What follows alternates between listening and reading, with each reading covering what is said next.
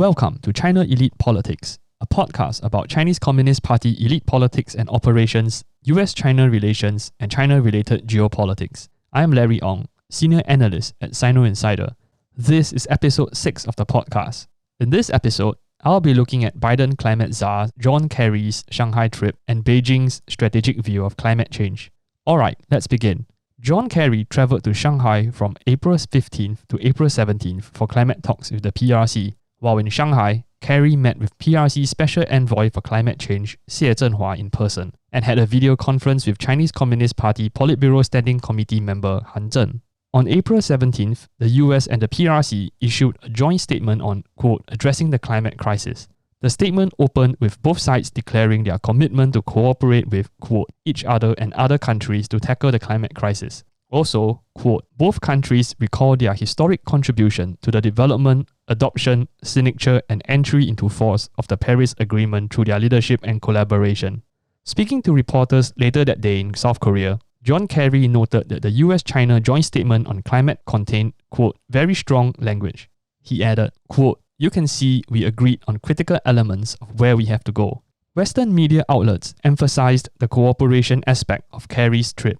The Financial Times said that the bilateral, quote, high-stakes meeting in Shanghai is a, quote, signal that climate change could be a rare area of collaboration in a strained relationship.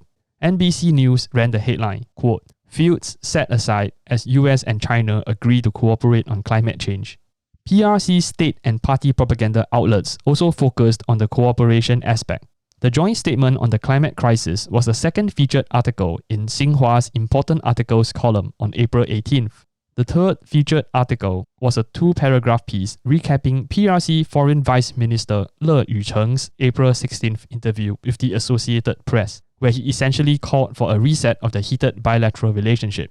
Le said that the US and China must, quote, bring order out of chaos or 拨乱反正, and, quote, not engage in vicious you die, I live competition. However, Communist Party propaganda and optimistic news reports don't present an accurate picture of what the US-China climate meeting in Shanghai meant.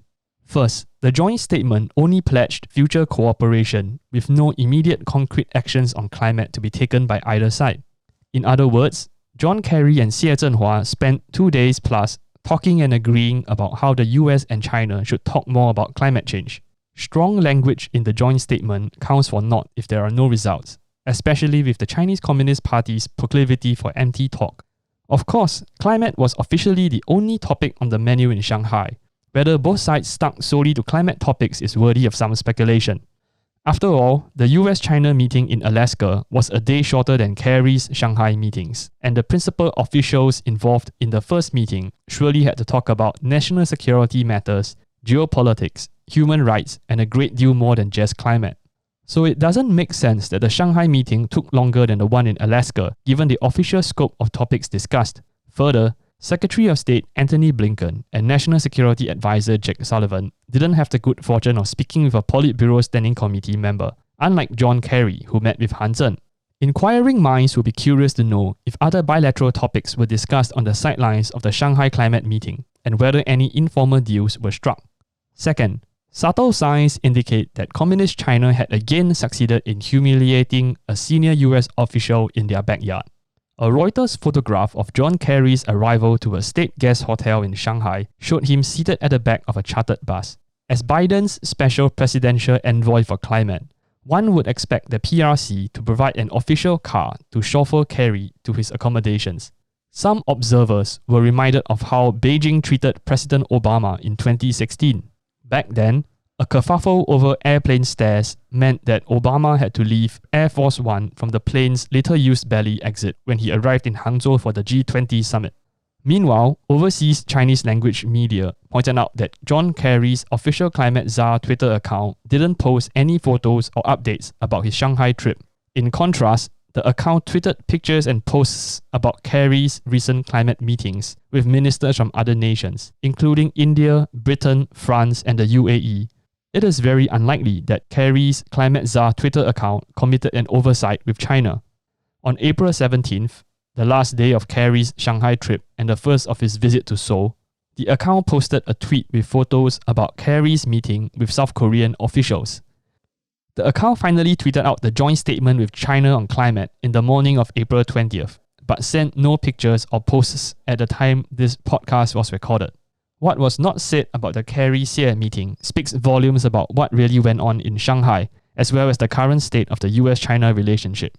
The Chinese Communist Party's treatment of John Kerry and the propaganda framing of the Shanghai meeting underscores its view of climate change, which is grounded in realpolitik. At some level, Beijing is genuinely concerned about the climate. Pollution is notoriously bad in China's capital, and factories have to temporarily stop work when important meetings are held to ensure clear blue skies.